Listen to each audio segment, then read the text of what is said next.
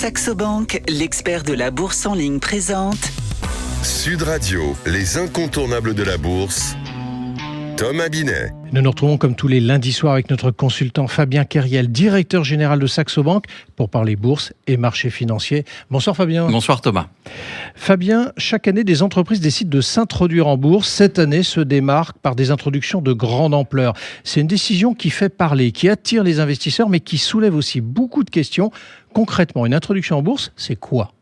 Une introduction en bourse, donc on utilise aussi le terme anglais IPO, Initial Public Offering. C'est un moment très important dans la vie d'une entreprise qui décide de passer d'une base d'investisseurs privés, donc des personnes qui ont fourni de l'argent au capital quand la société s'est créée ou par la suite, et qui décident de se coter en bourse et donc d'offrir ses actions, souvent en émettant des nouvelles, au grand public en passant par l'intermédiaire d'un marché réglementé, les bourses. Mais alors, pourquoi prendre ce risque ?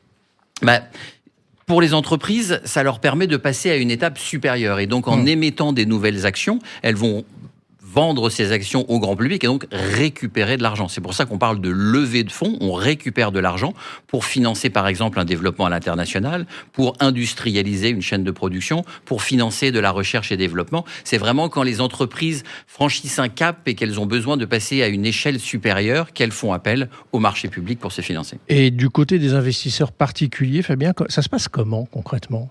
Alors, un particulier peut souscrire à certaines introductions en bourse par l'intermédiaire de leur banque ou de leur courtier.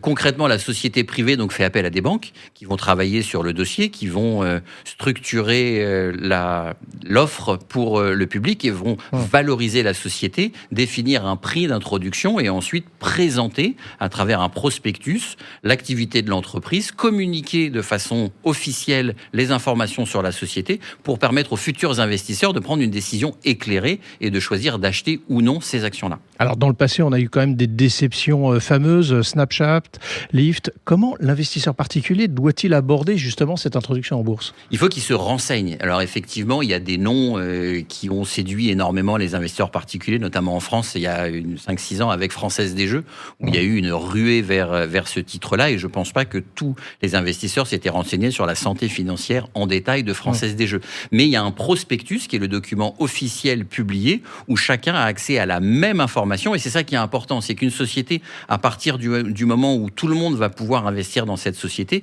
il y a des codes de communication qui sont très importants, c'est réglementé, et il faut communiquer la même information à tous les investisseurs pour qu'il y ait un traitement égal, ou égalitaire en tout cas, de tous les investisseurs. Donc se renseigner, regarder l'activité, regarder les potentiels de développement, quels sont les projets de l'entreprise, et si on y croit, se dire j'achète, je deviens propriétaire de cette entreprise, parce que je pense qu'elle va se développer et se valoriser.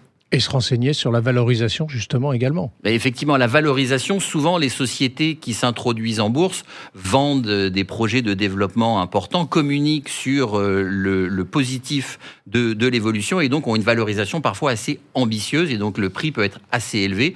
Parfois, ça déçoit après l'introduction en bourse, quand l'action va coter sur le marché et donc les actions vont pouvoir s'échanger.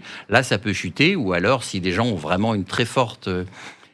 une opinion très positive sur le titre, dans ces cas-là, il peut s'envoler. En résumé, Fabien, une introduction en bourse, c'est pas un placement sans risque. Il faut être honnête, il faut savoir le dire. Tout à fait, c'est un investissement dans une société, on achète des actions et donc c'est un investissement qui peut perdre de l'argent comme il peut en gagner, mais en revanche on investit dans une société parce qu'on y croit, parce qu'on croit le discours des dirigeants et on a envie d'aider cette entreprise à réussir. Merci Fabien et bonnes vacances. Merci, vous aussi Thomas. Et j'en profite pour vous rappeler que vous pouvez voir et revoir toutes nos émissions et chroniques en replay sur sudradio.fr et sur notre plateforme dédiée Osez.media. Merci à vous et à la rentrée prochaine. Sud Radio, les incontournables de la bourse. Thomas Binet. avec Saxo Bank, l'expert de la bourse en ligne.